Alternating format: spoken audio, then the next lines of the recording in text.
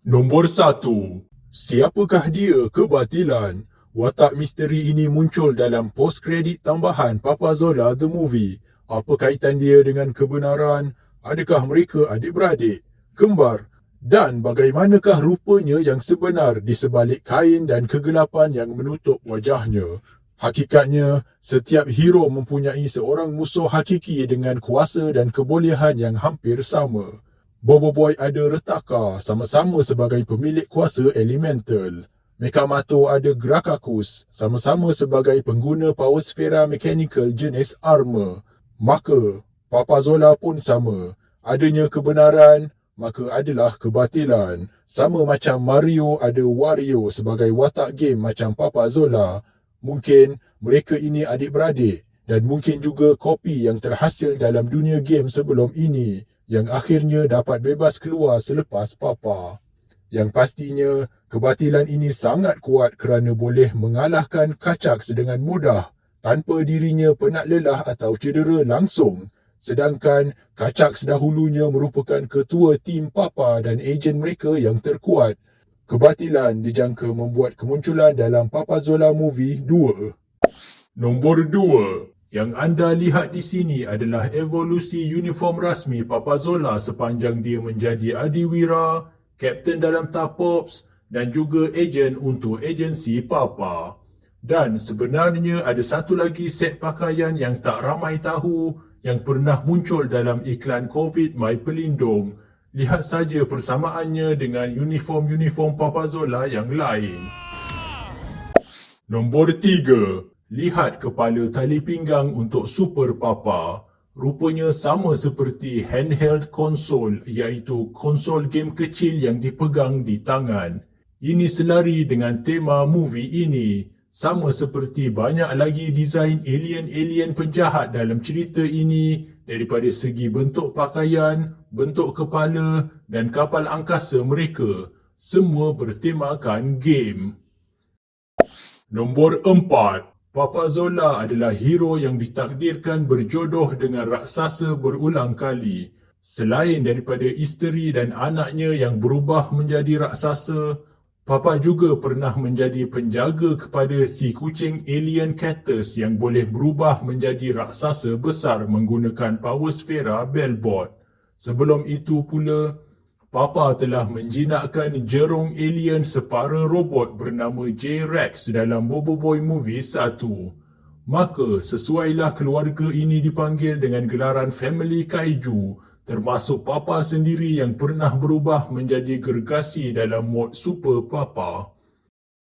Nombor 5. Selain keluarga Papa, watak-watak animasi syarikat monster yang lain pun sama ada mod pertempuran gergasi, seperti Bobo Boy dengan golem tanahnya dan Fang dengan naga bayangnya, serta Mekamato dengan mod mechanized Mega.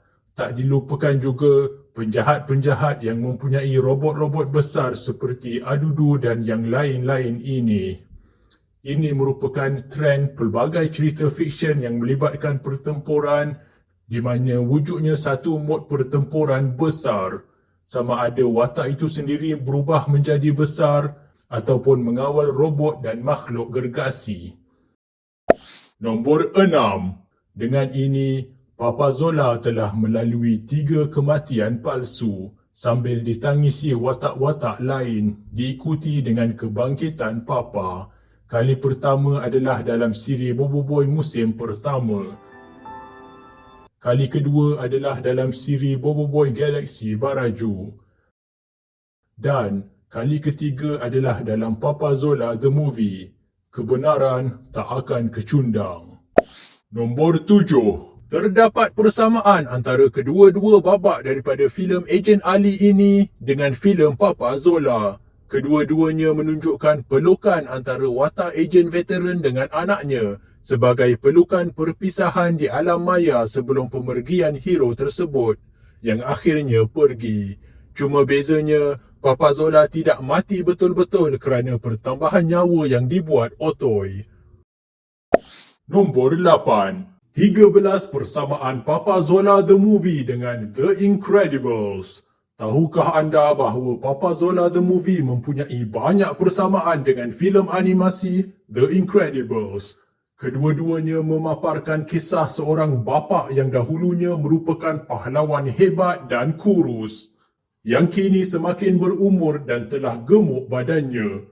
Setelah meninggalkan pekerjaan lamanya yang penuh aksi, dia kini bekerja dalam bidang yang bosan dan memenatkan dan terpaksa berhadapan dengan pelbagai ragam manusia yang selalu memarahinya. I'm talking to you, Par. Makanlah sendiri. Aduh. Seperti Papa Zola, Mr. Incredible yang telah gemuk ini perlahan-lahan mendapat kembali kekuatan asalnya seperti waktu muda. Kedua-duanya telah berkahwin dengan wanita heroin kuat yang terlibat sama dalam bidang pekerjaan asalnya, dan perkahwinan mereka ditunjukkan dalam filem masing-masing sekitar tempoh yang berdekatan dengan misi terakhir mereka sebelum bersara. Dan mereka mendapat anak yang sama juga memperoleh kekuatan luar biasa. Salah seorangnya adalah anak perempuan berambut hitam. Ada juga anak yang boleh berubah menjadi raksasa. Kemudian, berkaitan pakaian pula, kedua-dua mereka memakai topeng yang serupa yang hanya menutup bahagian mata, cuma warna berlainan. Dan mereka sama-sama menggunakan simbol satu huruf yang mewakili nama keluarga mereka, P untuk Papa dan I untuk Incredibles. Destinasi misi pertama kedua-dua bapa keluarga ini setelah kembali beraksi adalah di tengah-tengah hutan. Dalam situasi tersebut, keluarga mereka turut serta ikut dan menjadi mangsa colik ditangkap oleh penjahat. Siapakah penjahat misteri itu? Dia adalah kenalan lama watak utama yang dikenalinya berpuluh tahun dahulu. Penjahat tersebut merupakan pencipta genius yang kini telah kaya raya dan merupakan bos syarikat teknologi yang besar dan berhasrat untuk meluaskan lagi pengaruh dan kuasanya menggunakan teknologi. Dialah yang mengumpan watak utama untuk pergi ke hutan atas alasan misi rahsia, tetapi sebenarnya bertujuan jahat. Kedua-dua vilen ini juga menggunakan alat kawalan canggih yang dipakai di pergelangan tangan mereka. Dalam cerita ini, ada juga seorang bekas penjahat lain yang berpaling tadah dan membantu hero kita. Pertempuran seterusnya berlaku di tengah-tengah bandar atau kota raya yang besar. Dan bagaimana mereka boleh berpindah terus ke bandar daripada hutan sebelum itu? Jawapannya adalah dengan menerbangkan bas mini terus ke pusat kota. Pertempuran terakhir ini juga melibatkan sebuah robot yang besar dan kebal.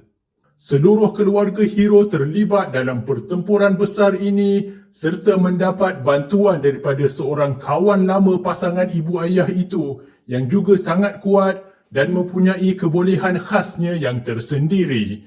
Dan yang paling penting, kedua-dua keluarga ini merupakan sebahagian daripada dunia yang luas yang dipenuhi superhero-superhero yang lain dengan beraneka macam superpower. Antaranya adalah watak-watak yang mempunyai kuasa elemental seperti ais, api, elektrik dan angin.